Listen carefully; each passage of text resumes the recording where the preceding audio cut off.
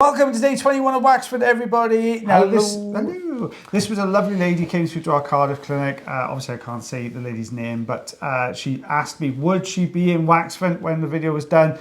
I did promise, so this is her video. So not completely blocked up, but just a sensation in the ear canal as well of something being in there. And we've got this lovely soft plug that's come away really easily.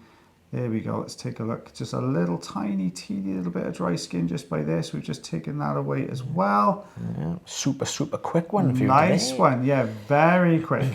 Yeah, we're doing some short ones just to break you in, ready for Taylor's 32-minute video Mammoth one coming up. Eardrum looks a little bit on the dull side, but I did check the eardrum movement and both eardrums were moving well and pressures were good as well, so all perfectly normal.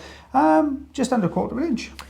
Half centimetre. Yeah. Well, guys, thanks very much for watching our video today. We should be back for day 22 of Waxman tomorrow. But as always, guys, take care of yourselves. Take care of your ears. And take care of one another. And we'll see you then. Bye, everyone. Bye-bye.